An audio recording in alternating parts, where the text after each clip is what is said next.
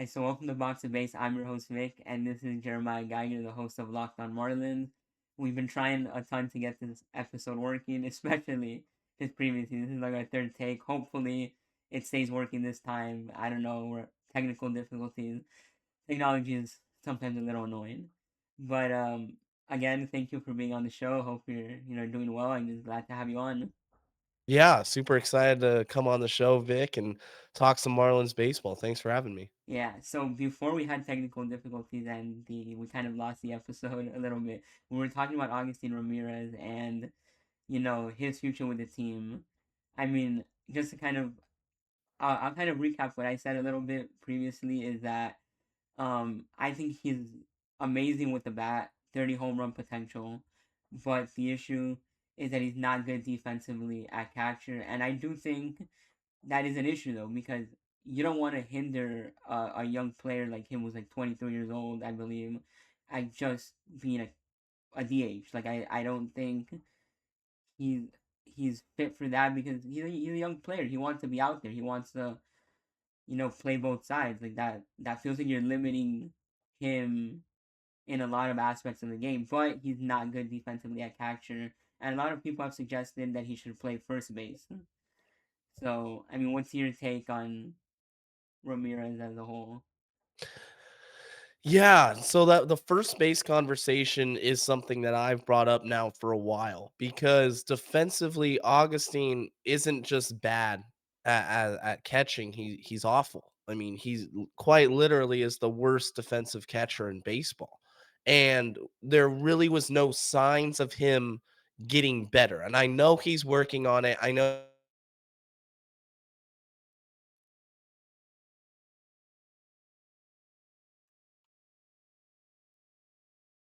Augustine eventually shift off the position and give way to Joe Mack, who's an all around much better defender behind the plate. And that's where I agree with you. I think it's wise to give him first base reps instead of making him the full time DH this early on in his career. Yeah, definitely. I think because there were reports that came out recently that he's back in the Dominican Republic and he's working on his defense. Like, and the thing is, he led the league with 14 pass balls, and it's not just something where he came up to the MLB and it's the MLB game speed ruined his defense. He was not highly touted defensively in the minor leagues.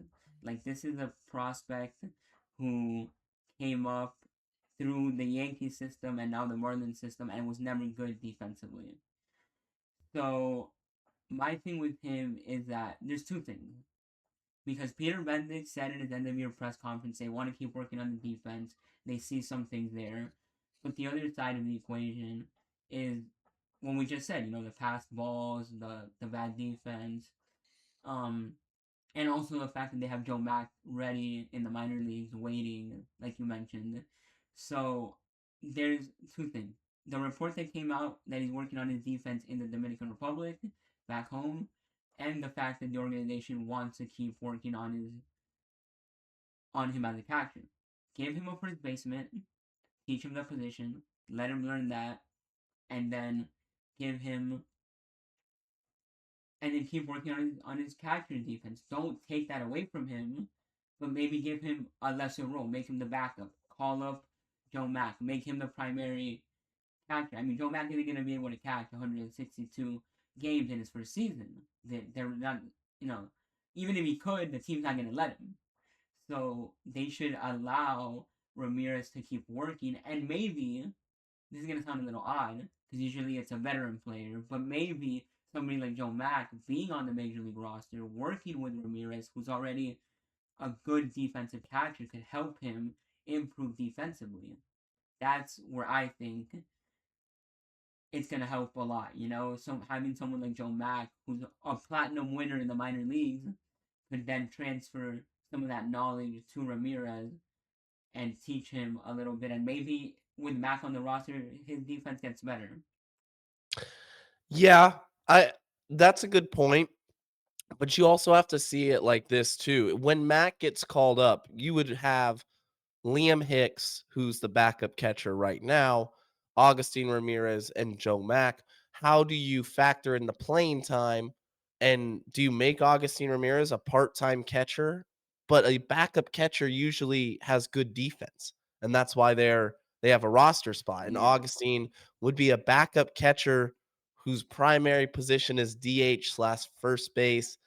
To me, it doesn't really make a lot of sense to continue the experiment unless you have the idea that, hey, Augustine can be the primary catcher. And if you still think that, then give him every opportunity, every rep available.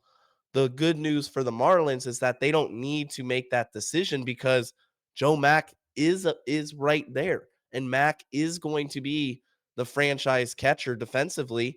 And if he can hit, he'll be the best Marlins catcher since JT Realmuto. definitely.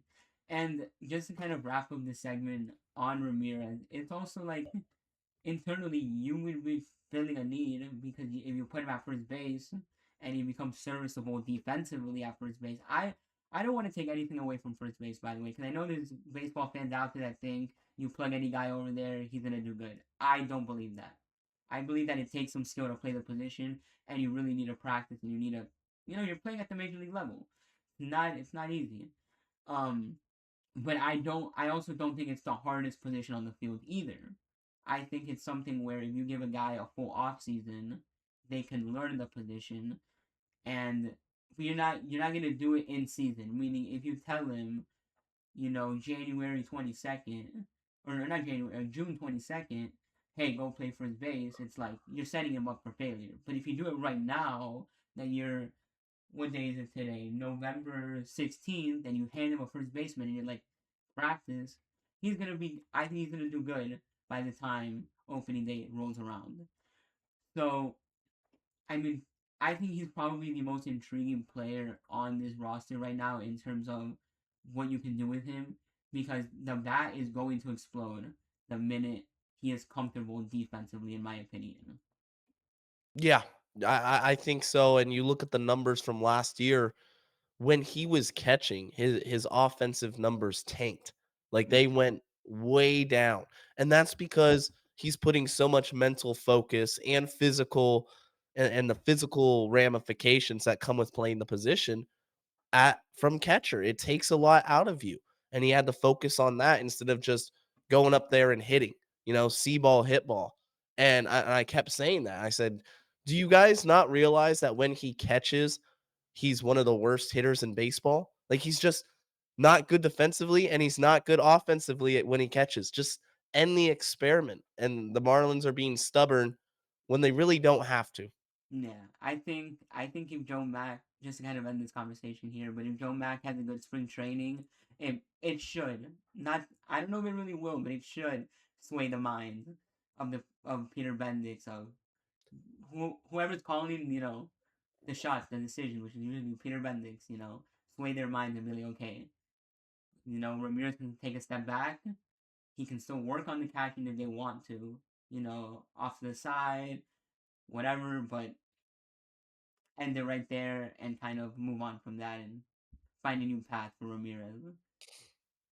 So now I want to move on and talk about the outfield because I feel like it's probably the most crowded position on this team and probably the best outside of maybe the pitching, at least the starting rotation. It's probably the best set of group of players that the Marlins have, but it's also really interesting because I think if you were to just make a list for this Marlins team, they probably have the most amount of left-handed potential starting outfielders.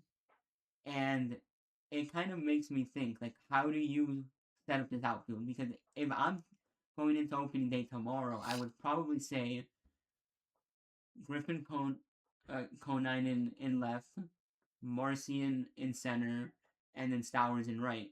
But you basically have an all lefty outfield, and you're missing like the righty power bat in the outfield, in my opinion.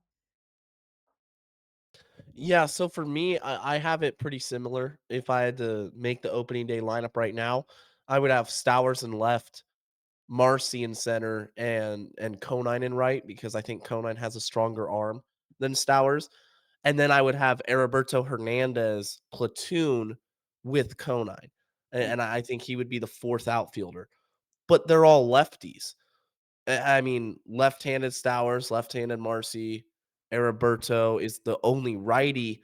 Do you keep a fifth outfielder that's a righty? Who would that be? Does Dane Myers have a spot on this roster? Because at this point, I think Dane Myers could be a DFA candidate at some point in this offseason. He really has to fight in spring training to make the Marlins, say, hey, this guy belongs on the 40 man, on the 26-man roster because he had a really rough season. Now, do the Marlins go out and trade for an outfielder? I saw earlier they were linked to Mike Yastrzemski. First off, no, that's ridiculous. That's not happening. Full stop.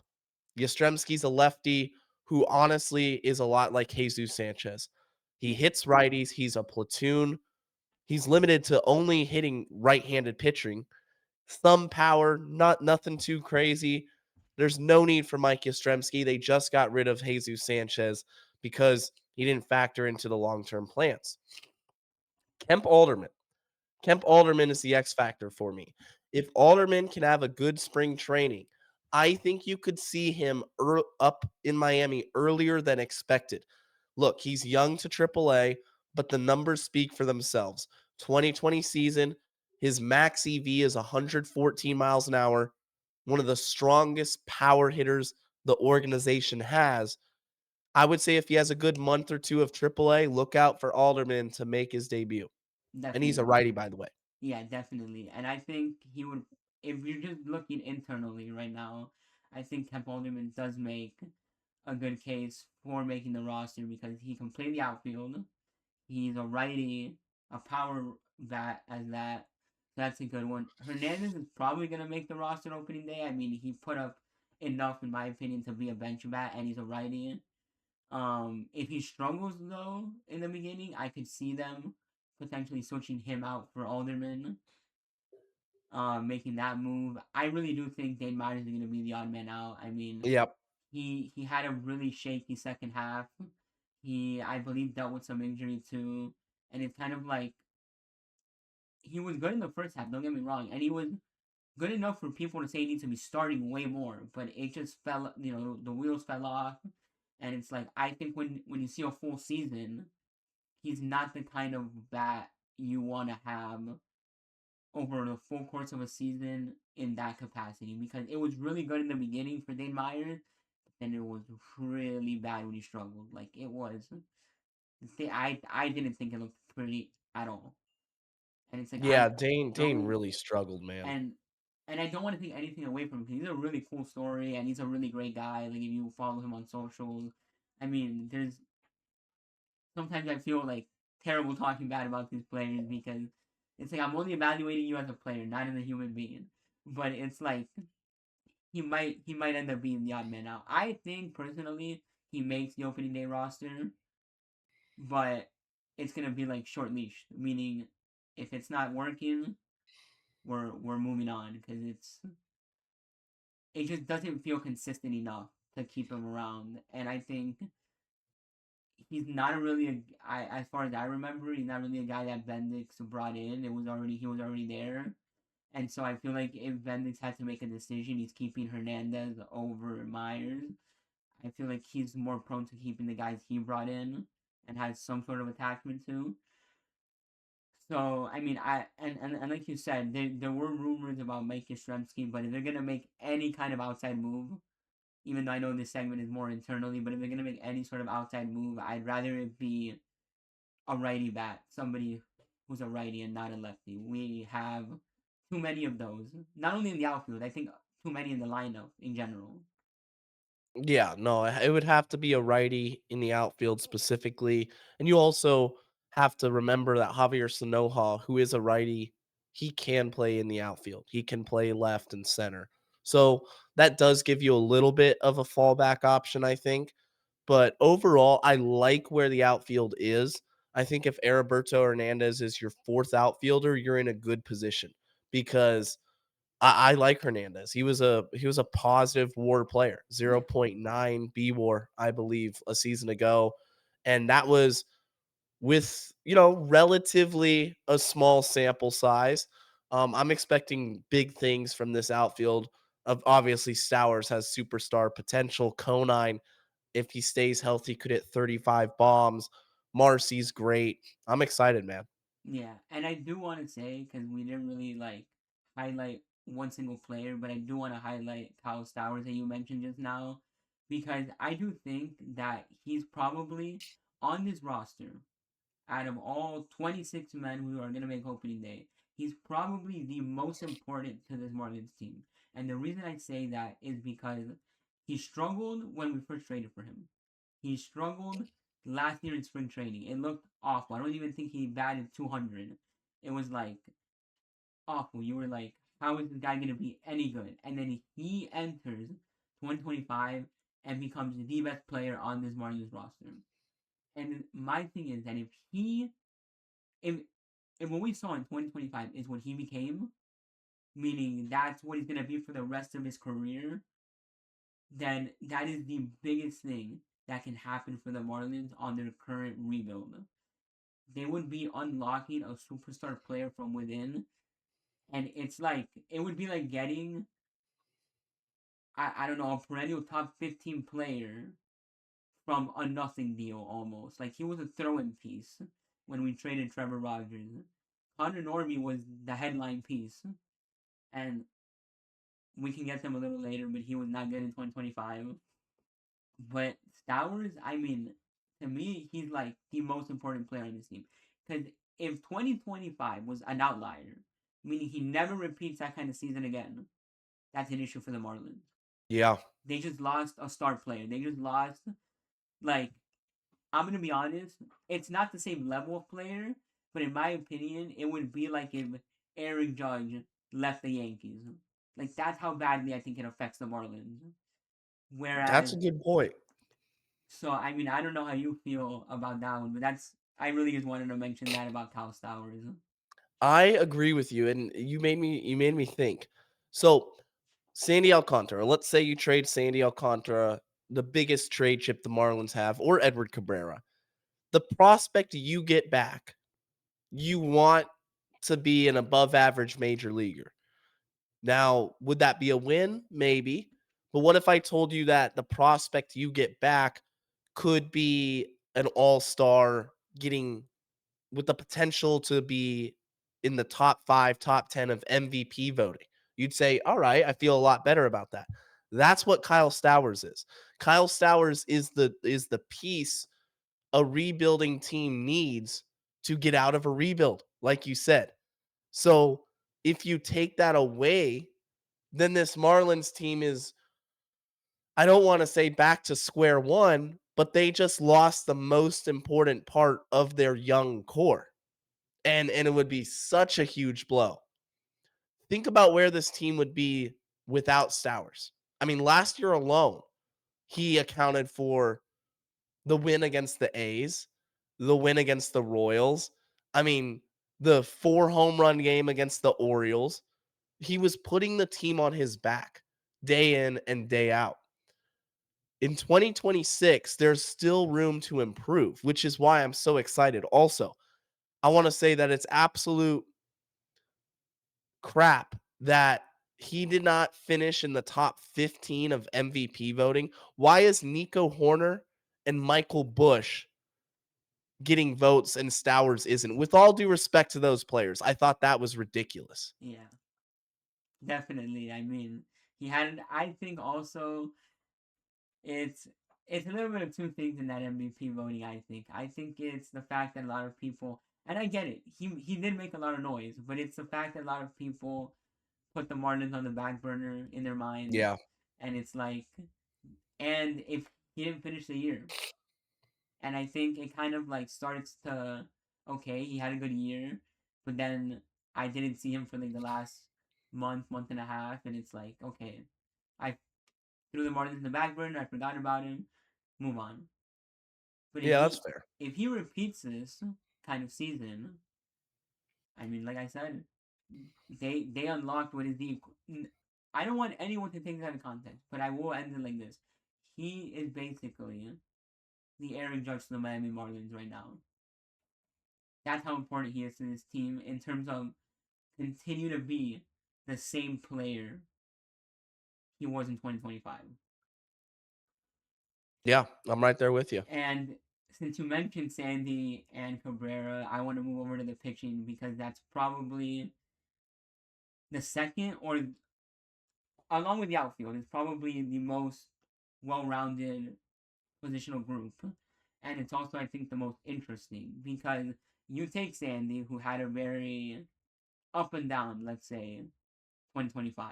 Coming back from Tommy John, he was not very good in the first half, but people, I mean, and there was people who kept saying, wait for him to get farther away from Tommy John. Wait for him to get farther away, and you'll see him start to get back.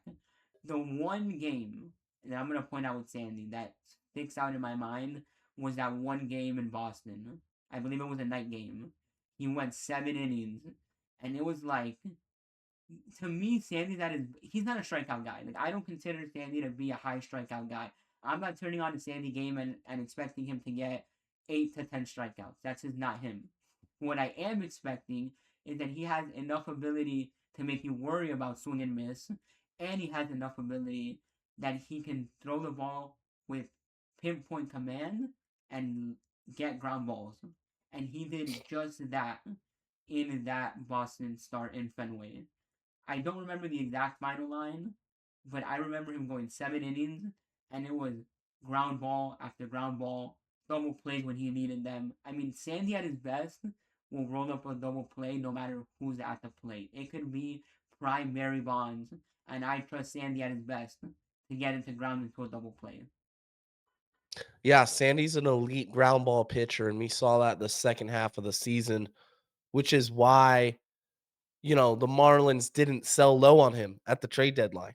That there was a reason they held on to him. They knew that it would turn around, and it did. He was great the last 2-3 months of the year. I'm really excited to see what he does in 2026, given that he's going to be a whole season. This is his second season off of Tommy John surgery. That first season, he was rusty, got back into it. What's he going to do next year? Now, will he be a Marlin? That's the question that everyone's asking themselves, because I'm not so certain that the Marlins are going to keep him for next season. The winter meetings are coming up in about 4 or 5 weeks. You never know what Peter Bendix cooks up. My understanding is that if the Marlins get a good enough offer, they'll trade him, they'll trade Cabrera. The only ones they won't trade, they probably would not move Yuri Perez, and obviously they're not going to move Thomas White. Stowers, they probably wouldn't move Stowers. That would make no sense. Yeah, But for Sandy, a trade is on the table. It just depends on the offer. I say you keep him. I say you keep Sandy and build towards something, build towards the playoffs, because I think that the breakout in the second half since that Boston game, that was really where he turned it around and you started to see the old Sandy. I think that was real, and he's going to be really, really good in 2026. definitely. And I do also want to say, even though I just finished saying that Alex Stowers is probably the most important to this team, if you go on the pitching side, I think Sandy is the most important to this team because he has the most experience on this team. He's won a Cy Young. He's basically become a mentor to Yuri Perez and Cabrera and basically anyone. I mean, he's the veteran of the entire pitching staff. I don't mean just the rotation. I mean even the guys in the bullpen. I understand he's not a reliever, and I understand there's some guys who are older in that bullpen than Sandy, but he probably has the most years of experience in the major leagues, and it's like any guy, any pitcher on this team, whether you're Ronnie Enriquez, whether even if you're Anthony Bender, if you're whoever in that bullpen or in that starting rotation, you can go up to Sandy and be like, "Man, I'm struggling," or mentally I feel off, or hey, I feel really good about this, but something. And he's like the perfect guy to talk to. I mean, when Yuri Perez got called up, he drove to pick him up at the airport. Like he's somebody who's very team first. I think he enjoys Miami like as a city, living here. He's Dominican. And a lot of Hispanics here. Like it probably feels kind of at home to stay here. I've heard that from a lot of the Hispanic players who have come through. Just speaking of that, Jorge Soler is one guy who, in previous, he said he loved to hear Miami. I mean, he was Cuban, so of course he would say that. But it's like I don't think they should trade him. And I'll say this: we just had the GM meetings, and Peter Bendix did an interview on MLB Network. It was the most nothing, boring interview ever. He said like he didn't say anything. So I don't know where they're at with Sandy. You mentioned that they're gonna wait and see if they get an offer they can't refuse. My only thing is, what does an offer they can't refuse look like to them? Yeah, so for them and for me might be two different things because um prospects are fine. The issue I have with the Marlins trading Sandy for prospects that haven't debuted yet is that we don't know if they're going to be good or not.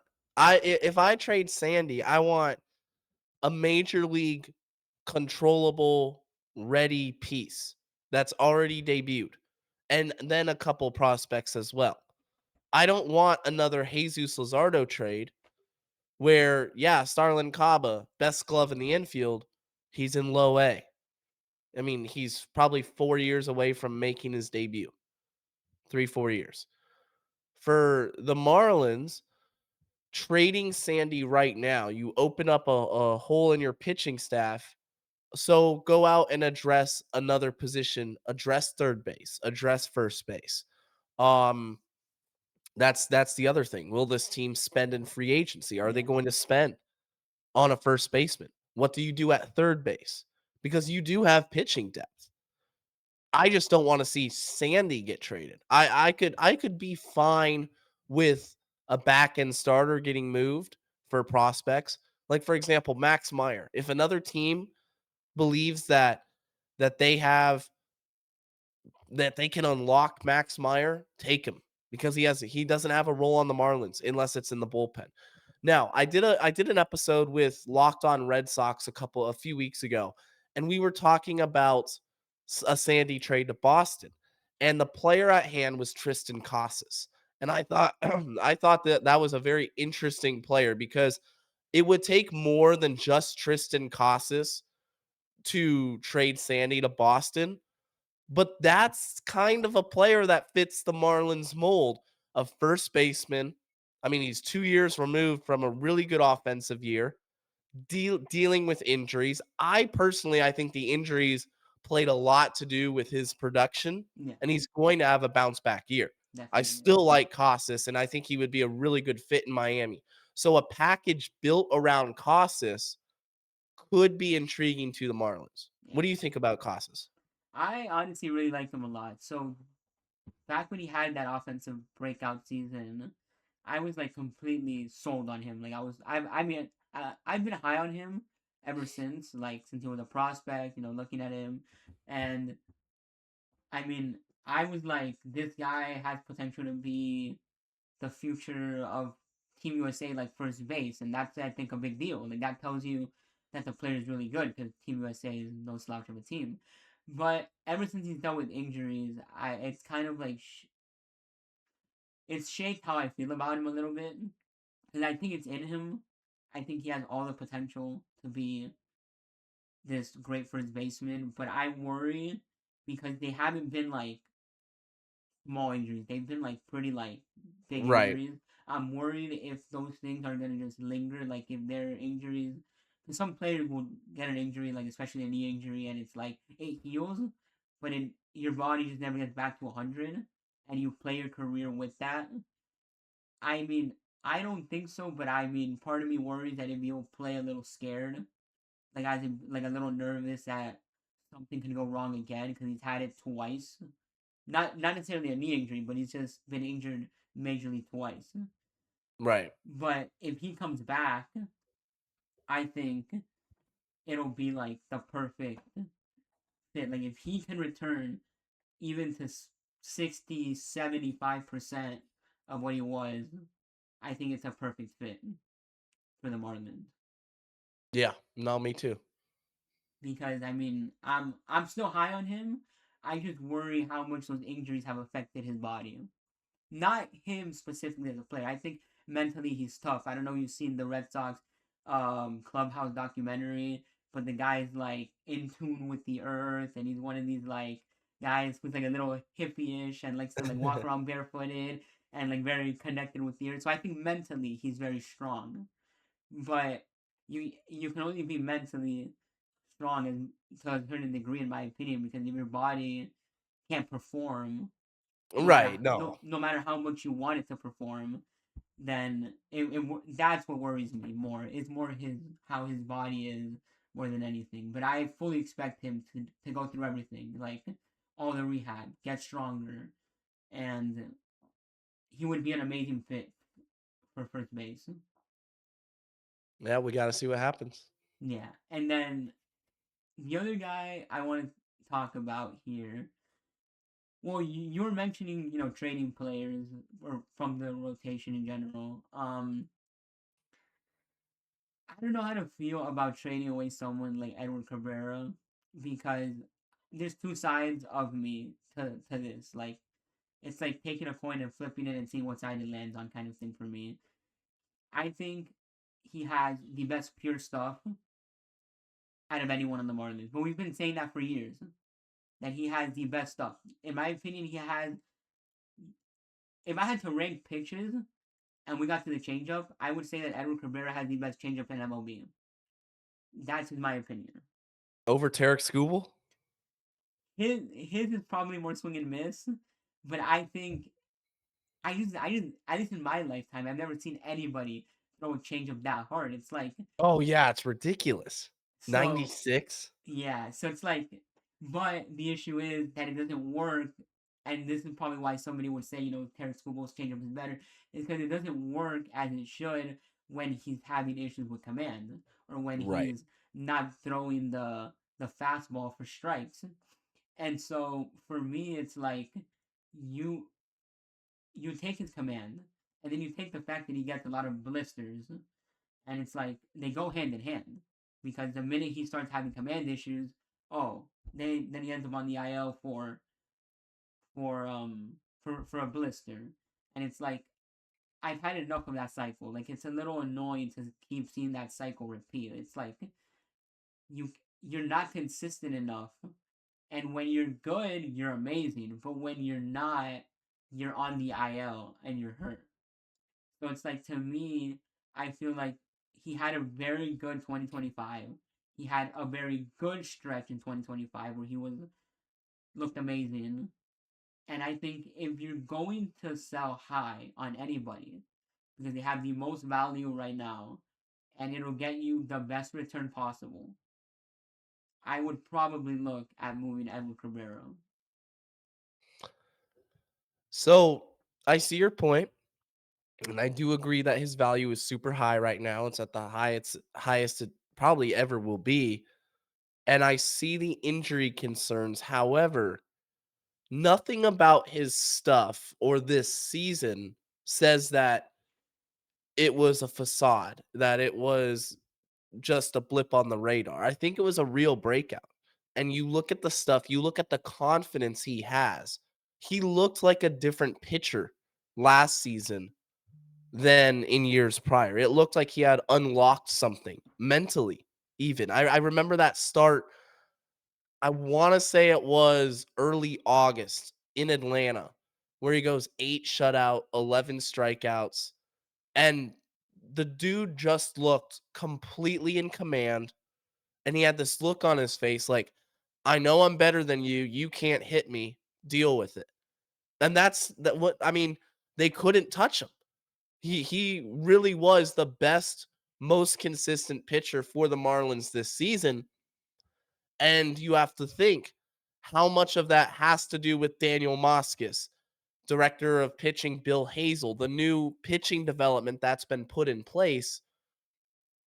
You look at a new offseason, the second offseason, how much better can Cabrera get? Because if it's only injuries, that are holding back Cabrera from his potential, I say you keep him. If you believe that there's something inherently flawed with his game and that he's going to regress and go back to the same old pitcher, then you trade him. But if you think that breakout was real, I think you keep him and build around him. No, definitely. I wouldn't be opposed to keeping him either. I just think that he's probably, if you're going to go out there and address some offensive needs and you feel like you need to take from a picture that is probably the best for other teams to like look at and be like, I can mold this guy, I can work with him, he has the best pure stuff on the Marlins. I think if you were to just pure stuff, not what we've seen in results, just pure stuff, he's the best on the Marlins staff. I think he's better stuff than Sandy. Sandy just has done it. 100%. Sandy has just done it. That's the difference. Now that takes nothing away from Sandy because Sandy has amazing stuff as well when he's at his best.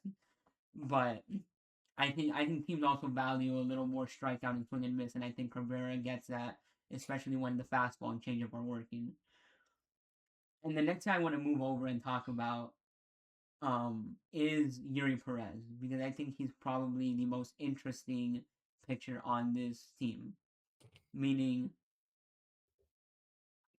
he has the potential to be an ace. He has the potential to be a number one. He probably, at least from what I've seen, he probably throws the hardest consistently. And this is just ingrained into my mind because I feel like I've seen it so much every time he pitches. But it's like he has a horrible first inning ERA. It's like in the six, and then after that, it's like it regulates. It goes back down. It's like good. So I don't know what needs to be done with Yuri exactly. I don't know if it's a mental thing. I don't know if that he starts off slow. Like I don't know if it's something with I forgot who said it on Twitter, but a Marlins fan said it that it maybe it's something to do with his preparation before the games that he doesn't prepare with enough intensity to get out there in the first inning and like attack, and then it takes him an inning or two to like get into game mode. But I think that if he reaches that full potential, I mean the guy's what 6'9" on the mound, 6'8". Yeah. You're getting that from the right side, like coming down at you. I I'm glad I'm not a major league hitter having to face him. I'd be scared. Yeah, he's awesome. With Yuri, it's pretty simple. The fastball is elite. It's one of the best pitches in the game. How can he develop the slider, the off-speed pitches to be more consistent? Because if he unlocks those and gets them to be close to the fastball in terms of efficiency and control them, then he's going to win a Cy Young in the next 5 years. Like I have no doubt about that. Paul Skeens is great. Don't get me wrong, but just in terms of pure arm talent, Yuri's right up there with him. Like him, Mizorowski, Skeens, best arm talent, not the best pitcher. I'm not saying Yuri is Skeens, Yeah, but I'm saying in terms of pure electricity and fire and what they bring on the mound, Yuri's going to be one of the best young pitchers in the game. He's only 22. So let's like what he's done already. He's gone through Tommy John surgery. Again, a lot like Sandy. There were some inconsistencies because, again, Tommy John surgery, it takes a lot out of you. That's a career altering surgery. For many pitchers, it used to end pitchers' careers. yeah, So for 2026, I'm just ready to see what he's going to do, how much stronger he is, how much more conditioned he is. You know, we saw glimpses of it, of just pure dominance. Now, like you said, we got to put it all together and the sky's the limit. yeah. And I do want to mention something about Tommy John because it's something that I think a lot of people need to realize. In the course of MLB history, that there's been countless amount of pictures that have gotten Tommy John. Ever since the surgery became a thing. Nathan Eovaldi is one of the only pitchers to ever get it twice and still come back and be as successful as he's been for as long as he's been doing it, getting it twice. It's like you mentioned, it ends a lot of, this is surgery that has ended pitchers' careers, and it's like some of them don't come back the same from it once. So it's like for Nathan Eovaldi in the history of baseball to be one of the only pitchers to get it twice and come back throwing as hard as he does, being as successful as he does. I mean, you have to give a lot of credit to the guys who come back from it once and are able to get back their career kind of on track. You know, Yeah, Eovaldi, and I just looked it up.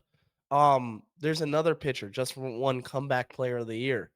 I forgot that he had 2 Tommy John. That was DeGrom. DeGrom as DeGrom well. just had his second Tommy John a couple years ago. So Eovaldi's one of those guys.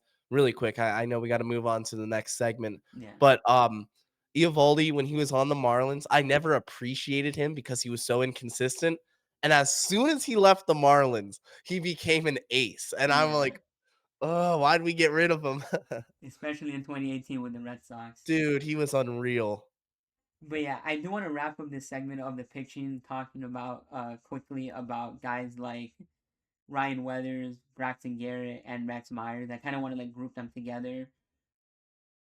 I've seen it floating around on Twitter, and it, it would kind of suck a little bit because he has a lot of good things in him. But someone like Ryan Weathers, people have suggested maybe he could be used as a trade candidate to fill like first base or third base needs. And it's like, man, I think that when he gets on that mound and he's at his best, he's really good. Like he's somebody you want in your Marlins rotation. Like he's somebody you want. If the Marlins plan on making the playoffs in the next 2, 3, 4, let's say 4 years, in the next 4 year window, and they're gonna make the playoffs 2 years out of that 4 year window, I want Ryan Weathers to be a lefty on that team. You can put him in the bullpen. He's done that before, I think, with the Padres a little bit. Or you can put him in the rotation. He's a lefty weapon that I really like. But he's dealt with some injuries as well. Similar to Braxton Garrett as well. And then Max Myers. All three guys that have dealt with injuries. But I feel like it's like which one of those guys do you choose to trade for needs when like all of them in my opinion I think Max Myers is probably at the bottom of the list of those three based on just what they've done and results. But it's like they're all three guys that have shown you they're good, viable rotation weapons and options. The thing is the value. So with Weathers, I love Ryan Weathers, man. I think he's got top of the rotation, number 1, number 2 type ceiling, but he doesn't stay healthy. This is a make or break year for him. Can he stay healthy? You don't want to trade him now when his value is kind of like Jesus Luzardo coming off of another big injury. With Luzardo, we saw what happened. They didn't get the return I thought they should have. And look what happened. Luzardo finishes top 5 in Cy Young voting. Weathers, it's got to stay healthy. Number 1. Garrett, I don't think you can trade him because you're coming off of Tommy John surgery. The value again, it has to be built back up. With Max Meyer, that's honestly where I would test the waters just to see what it is. I would be floating it around to like the Diamondbacks who want pitching and say, "Hey, are you interested in Max Meyer?" And just gauge their interest. And if they're like, "Yeah, we'll flip you for him for an unranked prospect and the number 21 prospect," I say, "All right, never mind." Because there's no point. Yeah, Um, Midway through the season, if this team is contending, that's where you could see some of this pitching depth get dealt. I feel like, say, the Marlins are 60-55, and it's the trade deadline. Robbie Snelling got called up and is pitching well. Thomas White's dominating in AAA again, and you feel like your organization is in a good way to trade, then go ahead and trade Garrett if he's pitching well and get some offensive help. And you know how those deadline deals are. Sometimes the team that's selling will trade for somebody because it's going to help them in the future. I Yeah, think a team that is selling and the Marlins are buying could say, yeah, we could use a pitcher in the future and then give you this first baseman or, outfielder, whatever the Marlins are looking for. yeah, definitely. I think it'll definitely be really interesting how they shake up their rotation because there's a lot of, in my opinion, moving parts and a lot of uncertainty. Yeah. I mean, even when you look at like the best arms, like we talked about with Cabrera and Yuri, like there's, I mean, if you believe in what Cabrera did, then there's no uncertainty for you there. But it's like, can these guys start putting it together in 2026? And that's the important part. So moving on here now to the what I want to call the external part of the offseason view, and it's kind of like where can they go and look outside of this organization to add and become better?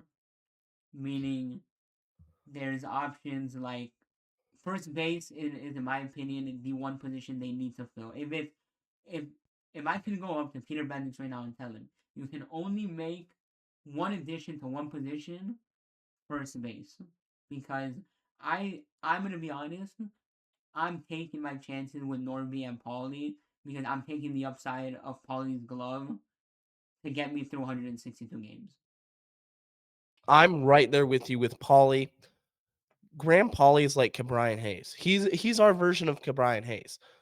Cabrian Hayes can't hit at all and was traded at the deadline to the Reds, and Reds fans were pumped because their defense was locked down on the left side of the infield. And guess what? They made the playoffs. And also, I would before you continue, I would like to mention that we just finished talking about Sandy, who's a ground ball pitcher, and you Exactly. need the defense behind them.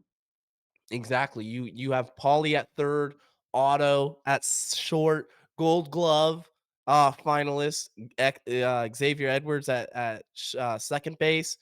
First base is what you need to address. Also, the bullpen. First base and the bullpen. Here's the thing with first base: you can't have a Tim Anderson type deal. You got to get an actual player. Go out and make an effort for Naylor. Will it happen? Probably not. Make an effort for Ryan O'Hearn. I would love Ryan O'Hearn to be a Marlin. I would also like to mention, and this is like kind of piggybacking off of the article that First on Fish or Fish on First released about making a trade with the Athletics for someone like Tyler Soderstrom. I I'll be honest, I didn't read the entire article like word for word, but I saw the trade and I don't have it in front of me, but I remember it was two pictures, I believe. And the thing is, I would honestly make a trade like that, and if you plug in Soderstrom at first base, I think he fills a need right there. And if he continues to develop, I mean, he's so young player, you could have like your next franchise first baseman for a while. Yeah, I did see that proposed trade for Soderstrom. I love Tyler Soderstrom. I think he'd be a great fit with the Marlins if it's only for Cabrera. So I was talking with Locked On A's, and he said Booney.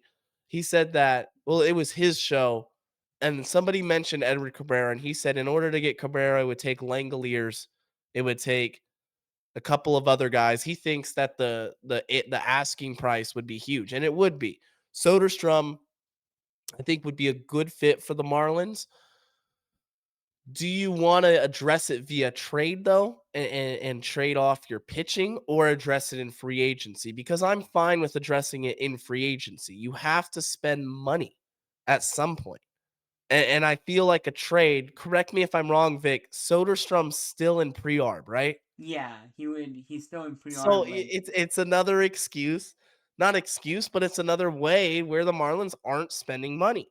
yeah, And then you're losing a player on top of that. I think you should go out and look at a Ryan O'Hearn, look at a Josh Naylor, or this one. This is my dark horse that I'd actually love the Marlins to sign. Um, I like this player over Murakami is Kazuma Okamoto. I think Kazuma Okamoto's profile is better suited for the MLB than Murakami. And if you want more details, Okamoto doesn't strike out. Murakami is striking out at a 30% clip. He's going to get eaten alive by major league pitching unless he makes some adjustments because it's just better. The pitchers throw harder. Okamoto is a power bat who doesn't strike out and also draws walks, which the Marlins love, that Yeah. disciplined approach. I would love Okamoto to sign a 3-4 year $55 million deal with the Marlins. It never happens because the Marlins don't tap into the Japanese market, but they should. And this is a great opportunity to do so. Yeah, and I would like to mention now that you brought them up because I love talking about international baseball. Even though this is not the episode for that, but um, first of all, the Marlins don't really spend like that, like you mentioned. But if they were to do something like that, I think for where the Marlins are right now, because here's the thing, I think right now, not talking about future, right now, Okimoto is the better of the two of Murakami and Okimoto. But I think if you're a team that is willing to wait it out and let him develop. There's a potential because he's also younger that Murakami can become long term the better player. But if you're the Marlins coming off of a 2025 season where everyone has said that they just accelerated their rebuild, it took a whole step forward that nobody thought was gonna happen, and you're closer to contending than you thought you would have been at the end of 2025. Okimoto is that player that you can sign for the Marlins that is like the perfect win now kind of player. I'm not saying you're gonna win a World Series because you signed him, but in terms of like, I want to make the playoffs, and I want to Right. make the playoffs for however long he's under contract. So that means starting 2026. Let's say he signed a 4 year deal. Those 4 years, starting 2026, you want to make the playoffs every single year. You want to be fighting the Mets, the Phillies, the Braves for the division because you made that sign. That's not the only signing you make, but he's part of the reason that tells the fan base we are going to compete, and it starts because we signed Okimoto. Now we're gonna add everywhere else and continue to build. Yeah, no, I'm right there with you. And the other part that you mentioned is the bullpen, and I agree 100%. There was that graphic that came out towards the end of the season on FanDuel that Craig Mish was talking about that named Ryan Helsley, Devin Williams, Kyle Finnegan, those kind of guys. All of those guys would be great options. There's been rumors, coming out about them that like their market is gonna start heating up soon, and that they're probably gonna be getting signed, or some of them anyway. They're gonna be getting signed soon. I wouldn't be surprised if some of those names that I just mentioned get signed during the winter meetings because teams are just trying to make sure they have their bullpen ready. They they want to leave the big spending till maybe after the winter meetings. But honestly, I would take any one of those guys. I'm gonna be honest. I would take Williams number one. Um, let's see. Helsley, I'm a little worried about because the fall off was super super bad. He just could not find the strike zone, the fastball, which was, yeah, I mean, in 2024 it was incredible. It just seemed like his secondaries, there was just no command. I don't know if it was a mechanical thing or not. A change of scenery from the Cardinals to the Mets, it didn't really help. Finnegan with the Tigers, not a huge fan of Finnegan. I don't think he's a high strikeout upside guy, like that electric reliever that kind of like Ronnie Enriquez. He's more of a, what was his K per nine? Maybe I'm completely wrong, but the Yeah, Nationals, let's see here. I gotta look this up. Yeah, so he was slightly under 9 strikeouts per nine. So like, he's still okay, but I don't think he's electric. Um Rafael Iglesias is somebody I want no part of.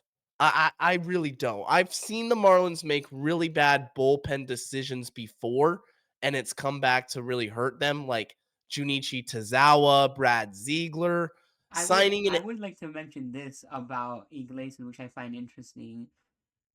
Is that he was good with the Braves. Like Braves fans love him. Like if you go to Braves Twitter, they love him, and he was good for them. Iglesias. Russell Iglesias, Oh but wow, and he was getting like he was their closer for a time and everything. But my thing is right.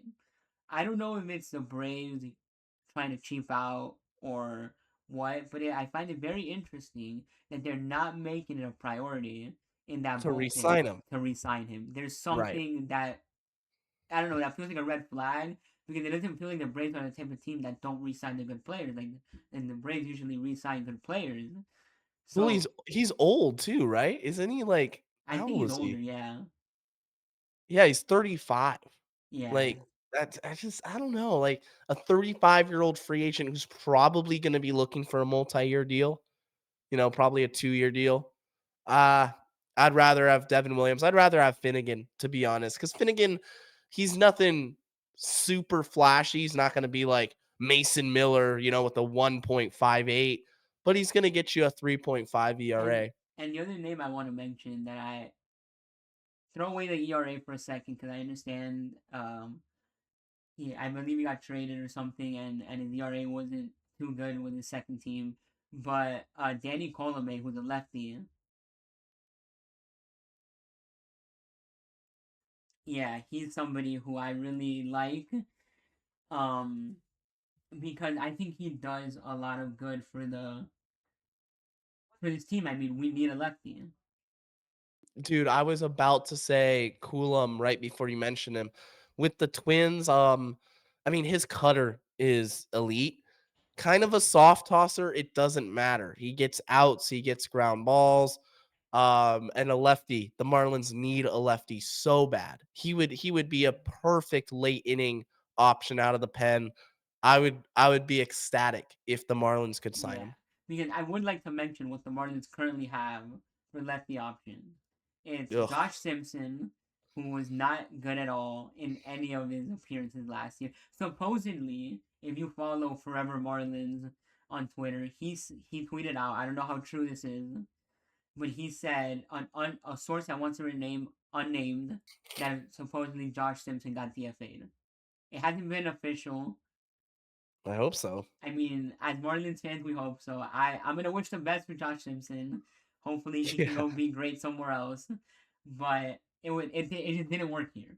Then the other option is Cade Gibson. Who honestly, Cade Gibson was good. I don't think he was amazing, but he No, was a he's nice solid. surprise. He's solid. And then the guy who was supposed to be our reliable lefty, Andrew Nardi, who just spent 2026 battling injury after injury. Like he was gonna come back in May, I remember, and then it was like he got set back and setbacks. It was not good. It was not good at all. And I don't know how those injuries and those setbacks are going to affect when he's ready in 2026. So they need to go and address the left-handed options. And I think Colomé is probably the best option to do it with. Because if the Marlins aren't gonna spend like usual, I don't think Colomé is gonna be expensive. Yeah, I don't think it'll cost too much. So I mean, the bullpen is gonna be a very interesting place to address. First base is also an area that they need to address, and third base. And I do want to talk about third base for a little bit because of two things. Your in-house options are gonna be Gold Glover. By the way, give him credit. Gold Glover, Javier Sanoja, utility guy. Yeah. He filled in there, and he's not bad. He's a very solid defensive guy. And um the other options are I'm getting stuck on my words here are Graham Pauley and Connor Norby for third base, right? Yeah. And Norby, here's the thing. I understand a lot of people looked at his metrics when he got traded over and he had that hot stretch and they were like he's gonna regress a little bit and then it was just terrible in 2025. I'm gonna say this. I love the guy. Like as a human being, I think he's amazing. He literally gave away a bat when they were in Pittsburgh to a little girl who's a huge fan of his. Like, he's easy to root for, so you want him to do well as a player. But my thing is, I just think he had a very bad 2025 all around. I mean, the guy put out a little hype montage before the season started. He was excited to get on the field. Like, he's what you call a gamer. The guy loves to play. The guy loves to be on the field. The guy loves to perform well. And when he got injured, I feel like that affected him, probably mentally, because he was probably like very bummed out that, man, I'm gonna start the season on the IL. It's gonna be horrible. Like, I don't want that. And then I feel like it snowballed, meaning he started out slow when he came back. I don't know if the injury affected his preparation when he was coming back, but I, part of me likes to think that it maybe did. And then the other option with Paulie is that he is amazing with the glove. He started hitting a little better when he was recalled in the second half. But if he could just be like average with the bat, he doesn't need to be amazing. Just a little average with the bat. That glove is amazing. Yeah, if Paulie can be average, if he can replicate what he did the second time he got called up after Norby hit the IL again, I think it was, then and that was probably late July, August. Paulie could be a really fun player for next season. With Norby, I'm going to make this quick. There's some issues with his approach. He swings at everything. His chase rate is abysmal. And when you're not making enough contact and you don't have a position because he's not a third baseman, he's Yeah, not good, then it's going to be hard to, you know, be a above average starter and a starter that is viewed as an integral part of this core because I don't see that with Norby. Now, there's time to change that narrative, but there's work that has to be done. yeah, and I mean, I think like again, Bendix likes the players he trades for. He believes in them. That's why he makes these moves. He was part of the Trevor Rogers trade. I think Bendix is probably gonna, and we saw it last year. I mean, in there was times where I thought Paulie should have been starting because he was hitting good, and Norby just got the start instead when he was cold. So I think they're gonna give him as much of a leash, but they need to really figure out the bat. And I mean, maybe he becomes a bench bat if anything, which I don't think is that bad of an option in my opinion. Yeah, I think a bench bat for Norby. If Paulie takes the next step and like just takes the starting role, I think you see a trade. And I think I'd rather see the Marlins trade Norby than just relegate him to the bench because you're just kind of killing all his value right now. If you know that Paulie is going to be the starter, go ahead and try to move Norby, whether it's this off season or a last minute trade before the trade deadline. I mean opening day. Yeah. And in the last segment that I wanted to talk about quickly here, this is probably gonna be a short one, but and it's one that I didn't tell you about, but I'm excited. if you know anything about me, this is gonna make a ton of sense. Is the World Baseball Classic, but as it pertains to players on the Marlins roster, because I think for the first time, well, outside of Stanton and Yelich when they played for Team USA, I feel like for the first time, the Marlins have like multiple players that I think could actually get on World Baseball Classic rosters and be valuable guys to those teams. And I'm gonna list a few of them, and maybe you can name some other guys. But I think Sonoja, Javier Sonoja, I think it'd be a ton of fun if he played for Team Venezuela. Then obviously you have guys in the rotation like Sandy, Yuri, and Cabrera who could all pitch for the Dominican Republic, and that'd be a lot of fun to see them pitch in Lone Depot. But instead of for the Marlins, they'd be for their country, because for those guys it means a lot. And if he would have been on the team, it would have been a funny one. But Cal Quantrill is eligible for Team Canada, Yeah, and he did spend some time with the Marlins. And then also Liam Hicks, who could potentially be a backup catcher for Team Canada. And Otto Lopez could be a shortstop for Canada too. Yeah, either I'm pretty sure he's played second in the past with Canada. I don't Oh, know who they're really? gonna have. Yeah, I don't know who they're gonna have at shortstop, but he proved it this year in the majors. So I Yeah. mean, now he gives Canada that versatility. Yeah, that would be really cool to see some Marlins in the WBC. Yeah, and I do want to say I made like a little video on my TikTok where I was like predicting Team USA by position, and I will say I put Kyle Stowers in left field.